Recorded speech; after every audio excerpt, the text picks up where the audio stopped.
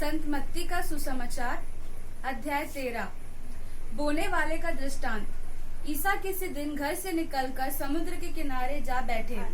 उनके पास इतनी बड़ी भीड़ इकट्ठी हो गई कि वे नाव पर चढ़कर बैठ गए और सारी भीड़ तट पर बनी रही। उन्होंने दृष्टांतों द्वारा उन्हें बहुत सी बातों की शिक्षा दी।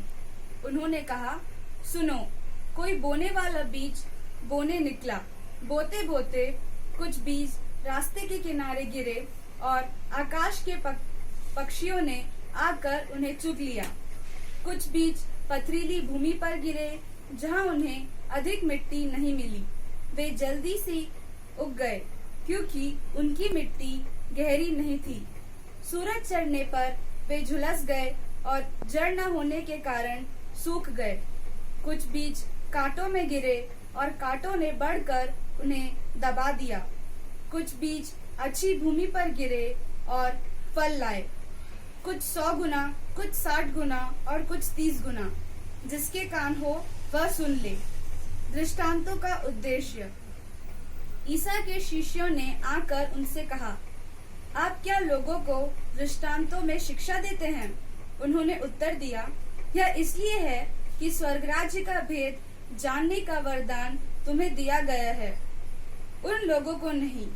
क्योंकि जिसके पास कुछ है उसी को और दिया जाएगा और उसके पास बहुत हो जाएगा। लेकिन जिसके पास कुछ नहीं है उससे वह भी ले लिया जाएगा जो उसके पास है। मैं उन्हें दृष्टांतों में शिक्षा देता हूँ क्योंकि वे दिखते हुए भी नहीं दिखते और सुनते हुए भी ना तो सुनते हैं और न समझते हैं। ईसाई की यह भविष्यवाणी उन लोगों पर पूरी उतरती है। तुम सुनते रहोगे परंतु नहीं समझोगे, तुम देखते रहोगे परंतु तुम्हें नहीं दिखेगा, क्योंकि इन लोगों की बुद्धि मारी गई है। वे कानों से सुनना नहीं चाहते, इन्होंने अपनी आंखें बंद कर ली हैं। कहीं ऐसा ना हो कि ये आंखें से देख लें, कानों से सुन ले, बुद्धि से समझ ले, मेरी ओर लौट जाए और मैं इन्हें भला चंगा कर दूं। परंतु धन्य है तुम्हारी आंखें क्योंकि वे देखती हैं, और धन्य है तुम्हारे कान क्योंकि वे सुनते हैं। मैं तुम लोगों से यह कहता हूँ, तुम जो बातें देख रहे हो उन्हें कितने ही नबी और धर्मात्मा देखना चाहते थे, परंतु उन्होंने उन्हें नहीं देखा। और तुम जो बातें सुन रहे हो वे उन्हें सुनना चाहते थे, परंतु उन्होंने उन्हें नहीं सुना। बोने वाले के दृष्टांत की व्याख्या। अब तुम लोग बोने वाले का दृष्टांत सुनो। यदि कोई राज्य का वचन सुनता है लेकिन समझता नहीं, तब उसके मन में जो बोया गया है उसे शैतान आकर ले जाता है। यह है वह जो रास्ते के किनारे बोया गया है। जो पथरीली भूमि में बोया गया है, यह है वह जो वचन सुनते ही प्रसन्नता से ग्रहण करते हैं, परंतु उसमें जड़ नहीं है और वह थोड़े ही दिन दृढ़ रहता है। वचन के कारण संकट या अत्याचार आ पड़ने पर वह तुरंत विचलित हो जाता है। जो कांटों में बोया गया है, यह है वह जो वचन सुनता है, परंतु संसार की चिंता और धन का मोह वचन को दबा देता है और वह फल नहीं लाता। जो अच्छी भूमि में बोया गया है, यह है वह जो वचन सुनता और समझता और फल लाता है, कोई 100 गुना, कोई 60 गुना और कोई 30 गुना। जंगली बीज का दृष्टांत। ईसा ने उनके सामने एक और दृष्टांत प्रस्तुत किया।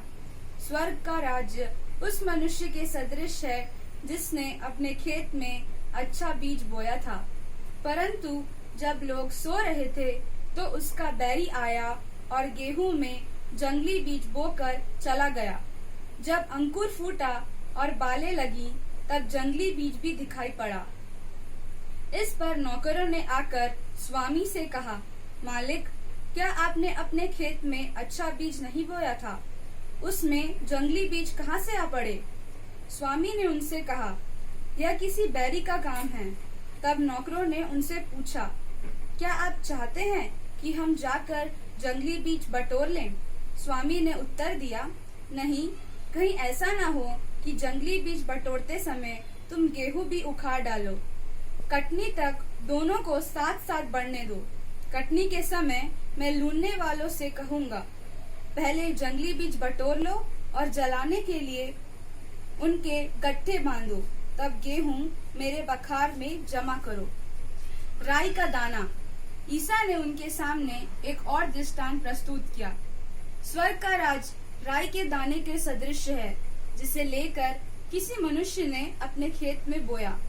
वह तो सब बीजों से छोटा है, परंतु बढ़कर सब पौधों से बड़ा हो जाता है और ऐसा पेड़ बनता है कि आकाश के पंछी आकर उसकी डालियां में बसेरा करते हैं। खमीर। ईसा ने उन्हें एक और दृष्टांत सुनाया। स्वर्ग का राज्य उस खमीर के सदृश है, जिसे लेकर किसी स्त्री ने 3 पंसेरी आटे में मिलाया और सारा आटा खमीर हो गया। दृष्टांतों का प्रयोग। ईसा दृष्टांतों में ही ये सब बातें लोगों को समझाते थे। वह बिना दृष्टांत के उनसे कुछ नहीं कहते, जिससे नबी का यह कथन पूरा हो गया, मैं दृष्टांतों से बोलूंगा। पृथ्वी के आरंभ से जो गुप्त रहा उसे मैं प्रकट करूंगा। जंगली बीज के दृष्टांत की व्याख्या। ईसा लोगों को विदा कर घर लौटे। उनके शिष्यों ने उनके पास आकर कहा, खेत में जंगली बीज का दृष्टांत हमें समझा दीजिए। ईसा ने उन्हें उत्तर दिया, अच्छा बीज बोने वाला मानव पुत्र है, खेत संसार है। अच्छा बीज राज्य की प्रजा है, जंगली बीज दुष्ट आत्मा की प्रजा है, बोने वाला बैरी शैतान है। कटनी संसार का अंत है, लूनने वाले स्वर्गदूत हैं। जिस तरह लोग जंगली बीज बटोर कर आग में जला देते हैं, वैसा ही संसार के अंत में होगा। मानव पुत्र अपने स्वर्गदूतों को भेजेगा और वे उसके राज्य की सब बाधाओं और कुकर्मियों को बटोर कर आग के कुंड में झोंक देंगे। वहाँ वे लोग रोएंगे और दांत पीसते रहेंगे। तब धर्मी अपने पिता के राज्य में सूर्य की तरह चमकेंगे। जिसके कान हो वह सुन ले। छिपा खजाना। स्वर्ग का राज्य खेत में छिपे हुए खजाने के सदृश है, जिसे कोई मनुष्य पाता है और दोबारा छिपा लेता है। तब वह उमंग में जाता है और सब कुछ बेचकर उस खेत को खरीद लेता है। बहुमूल्य मोती। फिर स्वर्ग का राज्य उत्तम मोती खोजने वाले व्यापारी के सदृश है। एक बहुमूल्य मोती मिल जाने पर वह जाता और अपना सब कुछ बेचकर उस मोती को मोल ले लेता है। जाल का दृष्टांत। फिर स्वर्ग का राज्य समुद्र में डाले हुए जाल के सदृश है, जो हर तरह की मछलियां बटोर लाता है। जाल के भर जाने पर मछुए उसे किनारे खींच लेते हैं।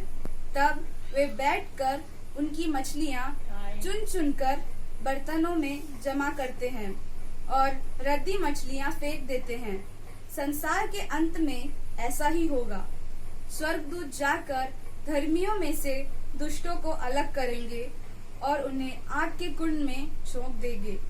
वहाँ के लोग रोएंगे और दांत पीसते रहेंगे। समापन।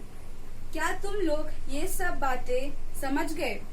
शिष्यों ने उत्तर दिया, जी हाँ।